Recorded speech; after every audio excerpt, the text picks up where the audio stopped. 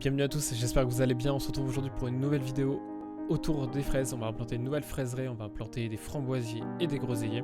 Il y a un petit peu de vent sur la vidéo, il y avait un petit peu de mauvais temps le jour où j'ai tourné cette vidéo. Donc j'espère que vous m'en tiendrez pas trop rigueur. Je vous souhaite un bon visionnage et bien sûr avant tout ça n'oubliez pas de liker la vidéo, de la partager, c'est super important pour le référencement et de vous abonner si la vidéo vous plaît bien sûr. Et bien coucou les amis, j'espère que vous allez bien. On se retrouve aujourd'hui pour l'implantation de la nouvelle fraiserie que j'avais envie de faire. Depuis un petit moment j'avais préparé cette zone en amont l'année dernière avec pas mal d'apports de broyat, de choses comme ça dans cette zone pour recréer un petit peu une texture un petit peu lisière de bois, quelque chose comme ça qui s'en rapproche. Ça peut vraiment être sympathique parce que je pense vraiment fondamentalement que les framboisiers ou les fraisiers aimeraient avoir ce genre de substrat.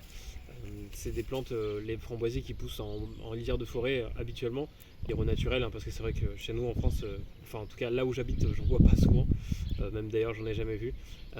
Et puis il fallait redynamiser un petit peu la zone parce que c'est vrai qu'il y a eu beaucoup de plantes, de fleurs plantées ici pendant un bon paquet de temps.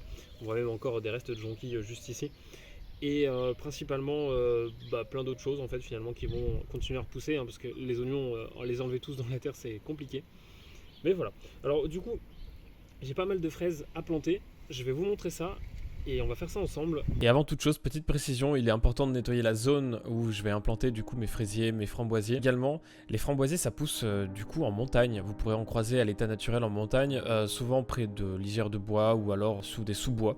Pareil pour les fraises également, peut-être un peu moins en montagne du coup, plus en forêt. Voilà pourquoi il est important pour moi de recréer un petit peu ces substrats qui pourraient entre guillemets les aider à favoriser leur pousse et puis qui gardera aussi bien sûr l'humidité. Ce qui permet bien sûr pendant l'été de garder une petite réserve utile.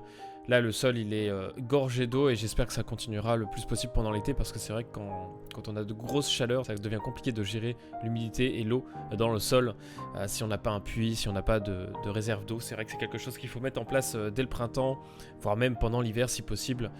C'est super important ce genre de choses. Je prends également le temps d'effectuer une petite taille pendant ce petit nettoyage des framboisiers qui ont donné l'année dernière. C'est simple, hein, vous coupez juste au-dessus des branches qui ont fait des petits bourgeons au printemps et puis comme ça nettoie la zone comme il faut, parfaitement, et on peut repartir sur de bonnes bases.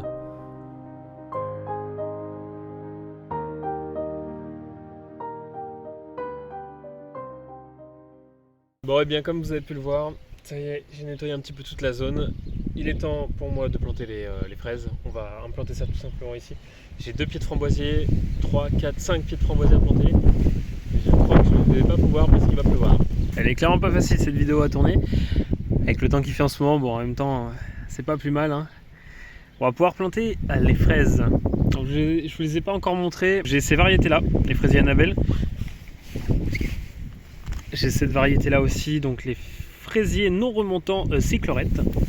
Et on a aussi du coup les fraisiers Séraphine remontants. Alors, du coup pour ces 3 types de fraisiers, j'en ai 6 à chaque fois. Donc comme vous pouvez le voir ici. Il y a déjà des belles fleurs avec des belles fraises qui vont arriver, ça va être génial. Du coup on va planter ça dans la zone que j'ai préparée tout à l'heure, comme vous avez pu le voir, entre 2 averses. J'ai ramené aussi des nouveaux pieds de framboisiers. Alors ceux-là ils sont en racines nues, j'en ai 2. À mon avis il y en aura d'autres qui vont repartir, comme vous pouvez le voir ici. Des petits débuts. Et je vais avoir aussi le groseillier. Alors le groseillier je vais pas le planter là parce que ça prend beaucoup de place.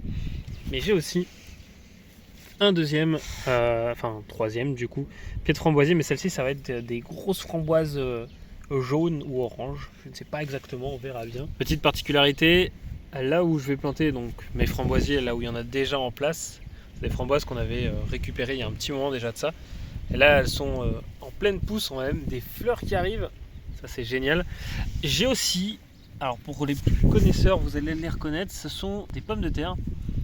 Pour faire assez simple, ce qui s'est passé c'est que j'ai mis mes pommes de terre là où je les mets d'habitude dans ma cuisine. Et on s'est aperçu qu'elles avaient germé. Alors on s'est dit pourquoi pas les planter. Je les ai plantées mais un peu tard et finalement elles n'ont pas donné grand chose. Bon, elles ont poussé mais j'ai jamais été voir finalement ce qu'elles avaient donné parce que je m'en suis pas occupé, j'ai oublié. Donc là on se retrouve avec des pommes de terre dans l'endroit où je vais planter les fraises et les framboisiers. Et à la fin de l'été on verra ce que ça donne tout simplement. Parce que je pense que ça peut donner des choses sympas, sachant qu'en plus elle pousse dès maintenant là. On est au mois de... on est le 1er avril aujourd'hui. Voilà, c'est pas une blague, littéralement on est le 1er avril aujourd'hui. Donc je verrai ce que ça va donner.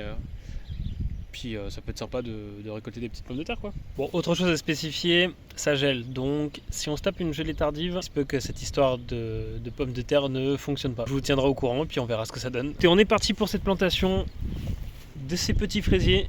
Il y en a 18 pieds de fraises à planter, ainsi qu'un pied et 2 autres pieds de framboisier. Et j'ai encore d'autres fraises à planter qu'il faut que je vous présente après. Mais je vais essayer de faire ça propre déjà, dans ce petit substrat qui est vraiment prêt à accueillir tout ça. Je vais commencer par les framboisiers. Je vais les implanter là où il n'y en a pas trop de place. Parce que les framboisiers ça peut vite s'étaler. Donc je vais en planter un par là, ici. Je vais en planter un autre par ici je pense, au niveau là où il y a les jonquilles à peu près. Et je vais en planter un autre, là dans cette zone il y en a déjà quelques-uns. Là on a déjà quelques framboisiers qui sont déjà en place, qui vont j'espère proliférer cette année. Là on a des nouvelles pousses, vraiment des nouvelles pousses qui sont juste là. Là des anciennes. Je vais vous montrer quand même une petite chose. Voilà l'état de matière organique que j'ai déposé l'année dernière. Tout est en train de se décomposer. C'est un petit peu du broyat finalement. Et on peut voir la différence entre la terre ici qui est la terre de base et la terre du dessus. Donc je pense qu'il va falloir réitérer cette opération. Il va falloir d'une façon ou d'une autre que je me trouve du broyat à mettre sur cette zone là, parce que je pense que vraiment ça peut être une très très bonne chose pour ce genre de plantes en été, notamment quand elles ont besoin d'eau, donc de préserver un petit peu l'eau qu'on peut avoir dans le sol à travers un paillage efficace.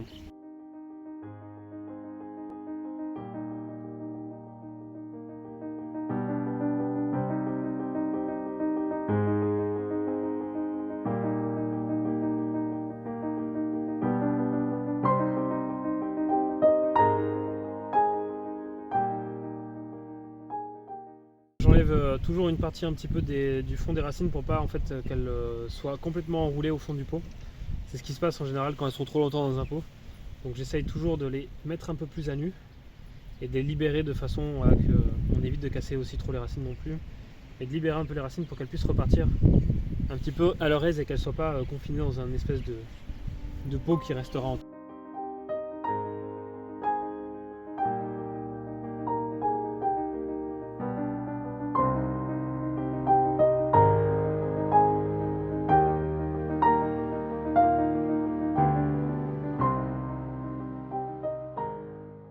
Je les ai plantés ceux en racines nues, ça y est.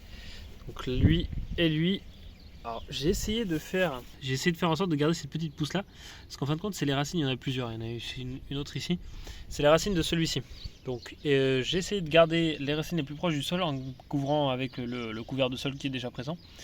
Pour celle-ci et celle-ci. Je vais planter les fraises, je vais les planter juste au bord là, comme ça. Je vais en planter 6 à chaque fois. 6 par là, 6 par là. 6 autres par là, tout simplement. Allez, on va commencer par la variété sifflorette. Donc c'est celle-ci. Elles vont avoir une récolte de juin à juillet, donc ça va vraiment être assez court, même si on a déjà des fraises formées. Bon après, des fois elles donnent entre deux, hein. Ça arrive qu'elles arrivent à donner malgré ça. Elles ne demandent pas énormément d'arrosage, une exposition mi-ensoleillée, donc c'est très bien là où ça sera. Et c'est une variété non remontante, qui ont des fruits allongés, à chair tendre et parfumée. Elles ont déjà des petites fraises formées. On va se régaler. Alors je vous parlais un petit peu de ce qui pouvait se produire quand elle restait trop longtemps en pot. Ce genre de petites choses là, c'est quand il n'y a plus de place dans le pot de fleurs, donc il faut vraiment pas hésiter. Certaines plantes le supportent assez mal, les fraises, en général ça va.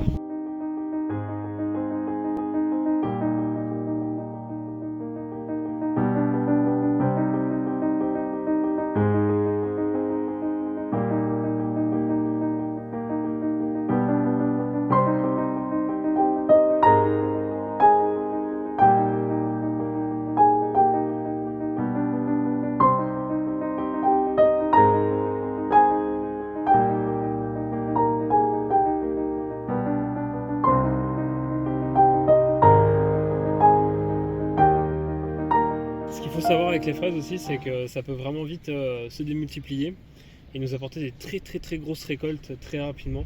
C'est-à-dire que là, les fraises elles peuvent faire des petites stolons. Elles vont produire en fait finalement un plant de fraise qui va se développer littéralement et qui va en fait faire une petite tige comme ça, hop, et se poser et s'infiltrer dans la terre avec les racines. Et une fois que le stolon est enraciné, après on peut les replanter ailleurs si on le souhaite. Ça peut être très exponentiel. Un pied peut vous en donner 3, 4, 5, ça dépend de son âge. C'est pareil, il faut aussi savoir qu'un pied de fraise, ça ne dure qu'entre 4 et 5 ans. Ça dépend pour ceux, peut-être 6 ans pour certains. Enfin, ce que je veux dire par là, c'est qu'il faut bien penser à renouveler sa fraiserie et du coup à bien récupérer ses petits stolons et les replanter ailleurs ou alors les replanter dans la même zone, tout simplement. Mais il faut contrôler ça. Ça permet après de se retrouver avec beaucoup de fraises et on aime les fraises, donc ça c'est cool. Donc ouais, on peut se retrouver avec des grosses récoltes assez rapidement. Alors là, c'est sûr que c'est des petites récoltes. Personnellement, la première année, ce ne sera pas des récoltes énormes, ça, j'en suis sûr et certain. Mais ça sera déjà quelque chose, à mon avis, qui sera succulent à déguster. Allez, cette fois-ci, on passe à la variété Syrafine. Donc, alors pour eux, c'est une variété remontante, fruits ovoïdes, chair parfumée et fruitée. Là, jusque-là, on est à peu près pareil.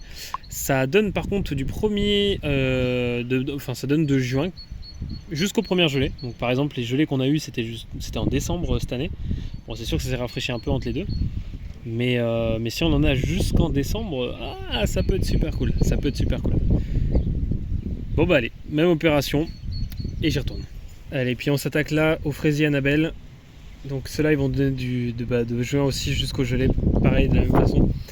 Tout est fait, c'est planté. Alors c'est sûr, c'est un peu près.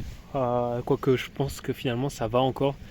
Pour le moment, on verra d'ici quelques années de toute façon. Mais voilà, c'est planté. Elles sont toutes plantées. On va finir là-dessus du coup. J'ai mon groseillier que je vais planter dans cette zone-là. Qui est la zone, du coup, en fait c'est pareil, ça continue à longer le mur. Donc on est juste, on va dire quelques mètres plus loin. Il y en avait déjà eu un par le passé juste à côté de l'hortensia qui est là.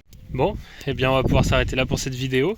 Ça aurait été un plaisir en tout cas de vous montrer ça. Des belles fraises qui vont arriver d'ici les prochaines semaines, on espère en tout cas. Et puis aussi bien sûr des framboises, de quoi se régaler. Et peut-être l'année prochaine de faire des conserves ou des gâteaux, des choses comme ça. En tout cas, le mieux ça serait d'en récolter beaucoup pour pouvoir en faire des conserves et en manger tout au long de l'hiver. Parce que du coup quand on les fait en conserve, c'est sûr qu'on peut réouvrir un petit peu de tout ça finalement. Encore merci énormément pour votre soutien, n'hésitez pas à laisser un petit pouce bleu ou à commenter en tout cas, ou même à partager, c'est super important pour les futurs projets.